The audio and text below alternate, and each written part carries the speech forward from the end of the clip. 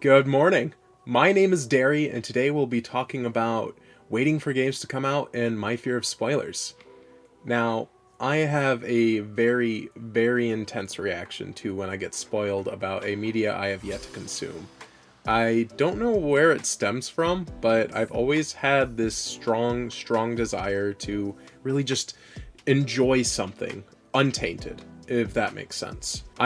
I can't recall where that could stem from, but I know it's very extreme. I very clearly recall when Spider-Man 2 was around the corner. I knew people were getting access to it a couple months in advance, creators, right? Or if it wasn't months, it was like 2 weeks. Something in that ballpark, right? Which, is completely fine. You need people to really spread news about it and to explore it before it reaches the general audience, right? Throw some ideas out there, let people know what they're getting into. Well, I was deathly terrified of engaging with any of my social platforms for fears of a YouTube thumbnail splashing across my screen and ruining the experience for me. Robbing me of one of those pivotal moments that I really wanted to find out for myself. And as a result, I'm a little embarrassed to say, but I went cold turkey. I barely engaged with the internet in anticipation for it. I would not go on YouTube. I wouldn't go on Twitter. I wouldn't go on Instagram. For some people, that is a very healthy cleanse, right? For me, it was also, I was afraid to even go on Discord.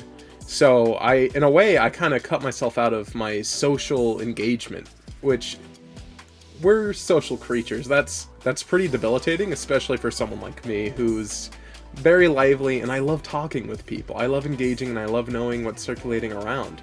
But those lengths, I really feel like I have to go to avoid having my experience robbed. And sometimes that makes me beg the question, right? Is it really worth going to those lengths? Is the experience really that holy, that corruptible? Is my life really going to be stunted if I know some big plot twist coming before I've reached it? I was talking with my friend one day, and we were just on the conversation about spoilers. He essentially told me, hey, you can say whatever spoiler you want. Sure, it might bum me out a little bit, but I care less about what happens and more of how it happens. And I thought that was a very good introspective look at a healthier way to kind of engage with spoilers. A way that you don't really ruin yourself out of many opportunities and experiences. But I gotta say, as someone on the other extreme end, there's many franchises and media that I engaged with completely blind, not knowing what to expect. And when I jumped in, I was blown away. It was magical. Watching the story unfold, seeing the heroes struggle and fight, being completely, whiplashed by the constant turns and twists of the medium. It's indescribable, really. I'm completely profound by it. There is a franchise called Kingdom Hearts, and I went through the entire thing completely blind in 2021. And at that point, I had seen literally nothing about the game. That's a little bit of a lie. I saw that Tron was in one of the DS games for it. Beyond that, I did literally see nothing. And I'll tell you what, that game franchise is a complete saga. It's about 10 to 12 games of pure anime back and forth, light versus dark, friends are your power, all good feely on the inside, and I loved every second of it. At first it took me a little bit to get into, but when I look back on it retrospectively, the emotions, the heartstrings, the wave of emotions that just completely overwhelmed every sense I had. Gosh, I wish I could forget everything so I could experience that one more time. And honestly, I'm really glad I avoided every spoiler going into it.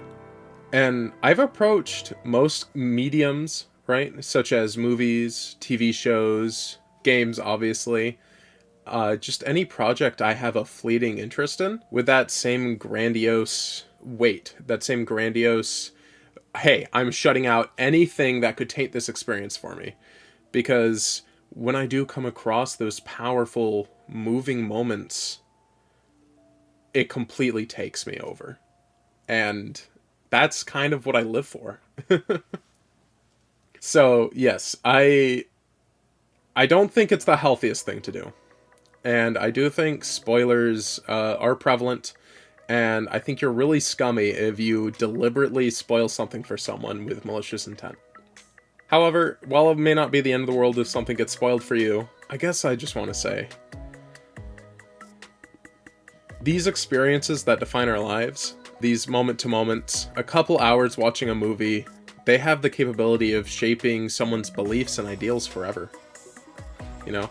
Of course, not every Friday night film is gonna hit you with that. There's many comedies, raunchy films, and just stupendous horrors that are not exactly gonna change your perception of the world, right? If the protagonist is someone that shoots up an entire nation, you're not gonna all of a sudden pull out a gun and start shooting everyone. At least I wouldn't. However, there's many opportunities for characters and events within a story in any medium to strike a chord with someone. Whether it's a captivating, immersive experience with this perfect melody, right? Music that just hits your ears like a symphony. It's in a form of escapism that some people need, some people crave, and some people struggle without. I wouldn't say I struggle without this escapism, to be clear. I just have a very unhealthy situation with spoilers, but in the end, my response to it isn't harming anyone, in my opinion. It just means sometimes out of the year, I will just completely be gone from the internet, from many of my friends, and just keep to my own devices as I am terrified of something new coming around the corner. Now, I have many more examples of these kinds of escapades I've gone through, the lengths I have traveled to make sure spoilers wouldn't reach me. But I did something a little differently recently. Don't attack me for making this whole entire speech about how wonderful it is to not be spoiled and how I will never want to see a spoiler and will go out of my way to avoid it, because I spoiled something for myself recently. I did. I know. I'm sorry, but Hades 2 entered a tech test. I have been waiting ages for Hades 2. Ever since it came out of early access, it caught my attention, and as someone that grew up with Percy Jackson and just generally loves roguelikes, it fit this perfect blend of the enticing allure of Greek mythology and just really out there designs that are really just, oh my gosh, Gen Z, you are amazing. I mean, I think Zeus is one of my favorite examples. She just designs his hair to look like clouds. He is literally the god of the heavens, and you can see that just from looking at him. They're all masterpieces. By the way, Melanoe, the new protagonist, hate her design. Specifically drawing it. Oh my gosh, there's so many details. I hate video game characters' designs, and I love them, because they're not something you have to repeat over and over like in an animation or in a comic. Instead, you can do something really, really pretty, 3D model it, animate it, and then don't have to draw it a million times. So now, me trying to sketch this beautiful protagonist has to suffer through all these intricate little details that I would normally just skip over. Also, I did not use enough references. I want a lot more. A lot of the references that are currently available, I did not spend enough time digging through them, and I'm not the most impressed with my work on this piece. But I did really enjoy it. Back to what I was talking about.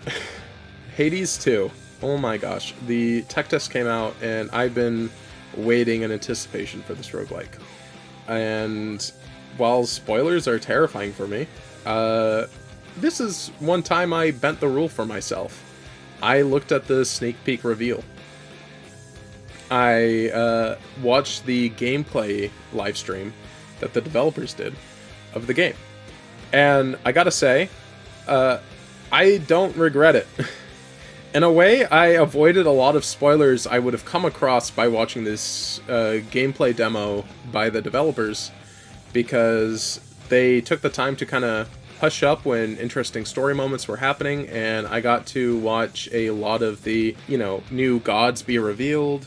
I got to see a lot of the interesting story beats. Questions I had about how this sequel could pick up from the last game were answered in very fun and creative ways. And I got to experience that, albeit not under the one with the controls, but as a participant watching a stream. And, well, within the day, the gods were posted everywhere. I won't say any of their names for any of you that haven't seen anything about Hades 2 and want to go in blind as I did. But what I will say is many of the new gods I was delighted to see. And redesigns of the old gods and their mechanics. Ooh! Nice. And Melanoe diverted my expectations. She looked to be very straight-laced from the reveal trailer. And I'm just going to say I'm delighted that she has a lot more depth already, as early as the opening hours of the game. And yeah, no, it's a very fun ride, trying to explore any kind of story throughout its entirety. And I think that's what's so alluring about the medium of storytelling. There's so many ways to present it, there's so many ways to share it, but in the end, it's going to have one of the biggest impacts in your lives. It gives you a reason to keep moving on each day. It gives you something to look forwards to. Sure, it's a couple hours out of your day, right?